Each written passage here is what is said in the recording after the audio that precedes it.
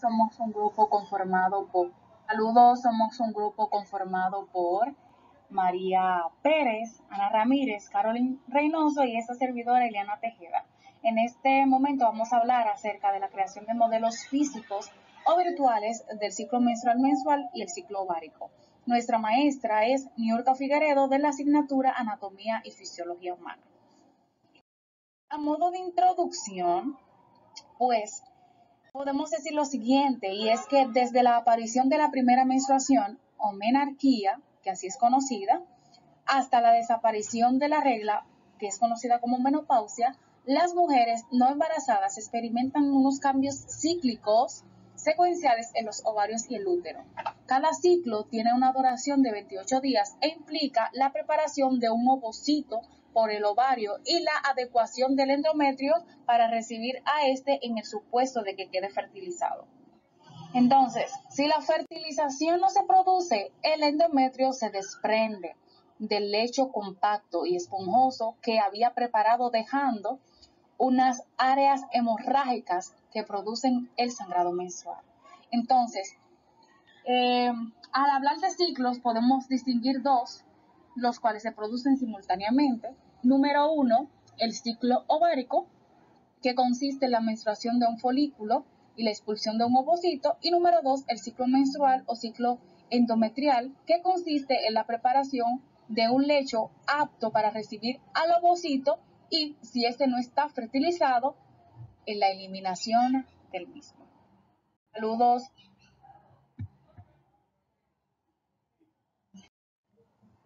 Buenas, mi nombre es María y vamos a hablar sobre el ciclo ovárico. El ovocito es atraído por las trompas de falopio y transportado en su interior hacia el útero. Si no se ha producido la fecundación en 14 días aproximadamente de la ovulación, se produce lo que es la menstruación. Para entender el funcionamiento y los cambios que se producen a lo largo del ciclo ovárico, es útil considerar por separado tres fases distintas: la fase folicular, la ovulación y la fase lútea. El ciclo ovárico inicia el primer día de la menstruación y por tanto el día que empieza la fase folicular.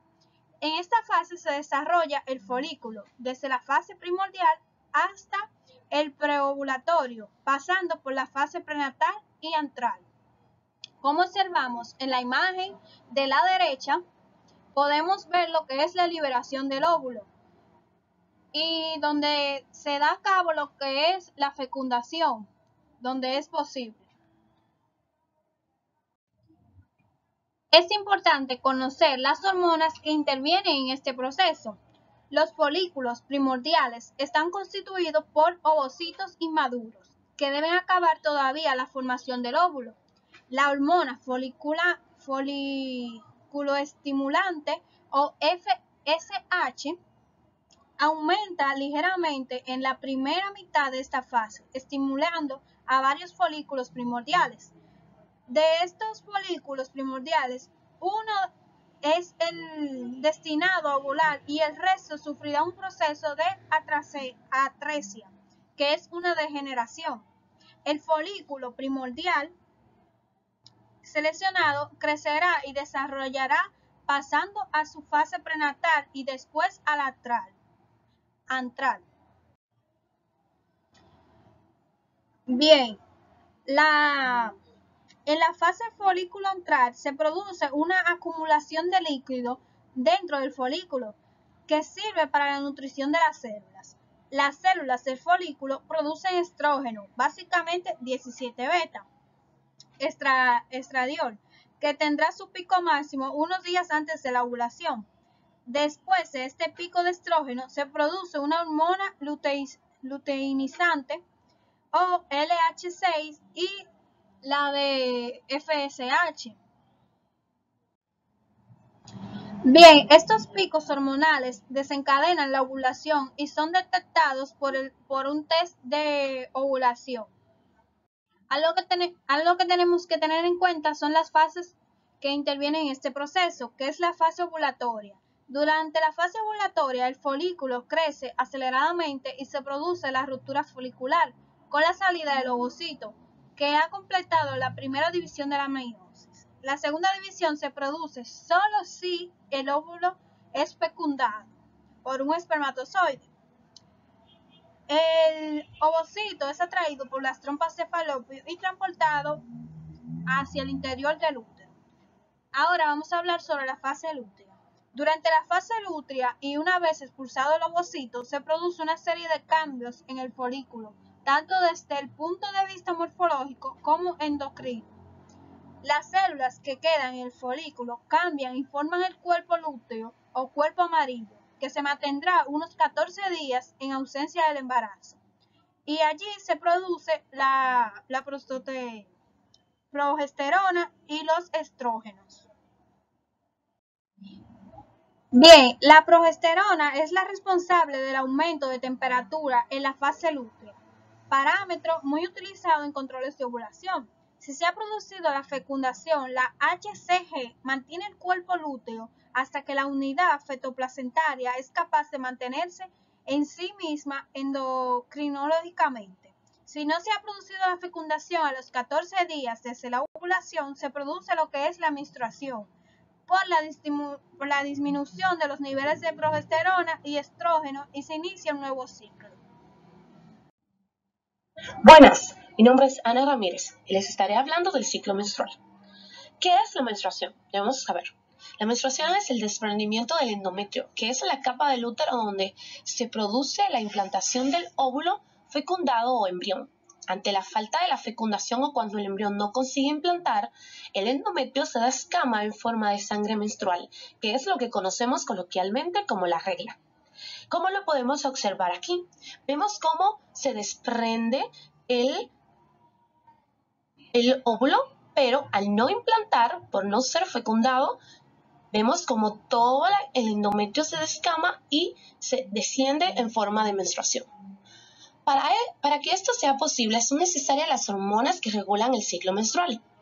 Las hormonas luteinizante LH y folículo estimulante FSH, hormonas gonadotrópicas de naturaleza glucoproteica, que son producidas por el lóbulo anterior de la hipófisis o glándula pituitaria, son las encargadas de promover la ovulación y estimular a los ovarios para producir estrógenos y progesterona. Estas controlan la maduración de los folículos, la ovulación y la iniciación del cuerpo lúteo. Los estrógenos y la progesterona estimulan al útero y a las mamas para prepararse para una posible fecundación. El ciclo menstrual de la mujer tiene una duración aproximada de 28 días y podemos dividirlo en 3 fases principales. Fase folicular. Desde el día 1 hasta la ovulación, que ocurre normalmente el día 14 del ciclo, como lo podemos ver en este esquema, en esta fase tiene lugar el crecimiento de un conjunto de folículos, que son pequeños saquitos del ovario donde crecen los óvulos. Aunque solo uno de ellos, el dominante, llegará a la fase ovulatoria, el resto se degenerará. Fase ovulatoria u ovulación. Se produce en la mitad del ciclo y se caracteriza por la rotura del folículo dominante y la expulsión del óvulo a las trompas de falopio. En la fase 3 o fase lútea ocurre desde la ovulación hasta el final del ciclo. En esta etapa, el endometrio crece en grosor y cambia su textura para poder albergar al embrión. En caso de no haber implantación embrionaria, el endometrio uterino se descama, es decir, ocurre la menstruación. Como lo habíamos hablado aquí al principio, entonces aquí se marca el inicio de un nuevo ciclo menstrual. Centrado en la relación del ciclo menstrual con la fertilidad, se puede decir lo siguiente, y es el que la fecundidad femenina está íntimamente relacionada con el ciclo menstrual. Como podrás imaginar, hay determinadas etapas en la vida de una mujer en las que se le considera fértil, es decir, puede quedar embarazada, y otras en las que no. Punto número 1. Hasta que no se alcanza la pubertad y se produce la menarquía, es decir, empiezan a madurar los primeros óvulos, no hay posibilidad de embarazo. Como has visto anteriormente, esto ocurre entre los 11 y los 14 años de edad. Recuerda que a veces puede haber ovulación sin que haya aparecido la primera regla. Entonces, Segundo punto. A partir de la pubertad, una vez que aparece el ciclo menstrual, hay determinados días en que no es posible la fecundación y otros en los que generalmente sí. Generalmente solamente existe la posibilidad de que se produzca la fecundación en la fase del ciclo menstrual en la que se ha producido la ovulación a partir del día 14 aproximadamente y solamente durante el día 1 al 3 y después de la ovulación, el tiempo en que el óvulo puede sobrevivir antes de degenerar. En los demás días del ciclo, generalmente, el óvulo no ha madurado todavía o bien está degenerando y por tanto no puede ser fecundado. A partir de la menopausia, hacia los 50 años aproximadamente, cuando dejan de madurar los óvulos, no es posible quedar embarazada. Pues ahora, en fecundación, embarazo y parto podemos decir lo siguiente, y es que una vez formados los gametos para que se produzca un nuevo ser, es necesario que el óvulo y el espermatozoide se junten y fusionen. A ese proceso se le denomina fecundación. En la especie humana, la fecundación es interna, es decir, se produce dentro del cuerpo de la mujer, concretamente en las trompas de falopio. Para ello es necesario que se produzca la copulación o coito, que consiste en la introducción del pene en la vagina y la posterior eyaculación del semen. Si no hay ningún obstáculo, el semen pasará por la vagina, atravesará el útero y llegará a las trompas de falopio. De los cientos de miles de espermatozoides, solamente unos pocos llegarán al óvulo y solamente uno podrá atravesar la membrana plasmática del óvulo y producirse la fecundación. Todos los demás espermatozoides son destruidos en el viaje. La razón de producirse millones de espermatozoides es para garantizar que al menos uno pueda alcanzar el óvulo. Entonces, el óvulo fecundado es una nueva célula que vuelve a tener 46 cromosomas, ya que tendrá los 23 cromosomas del óvulo más el 23 del espermatozoide y se denomina cigoto. El cigoto comenzará un viaje hasta implantarse en el útero. Durante este viaje comienza a dividirse y empieza a desarrollarse como embrión. A partir de las 16 células se empieza a hablar de mórula, ya que su aspecto recuerda a una mora. A continuación, algunas células continuarán dividiéndose y desplazándose y pasan a un estado que se le denomina blástula.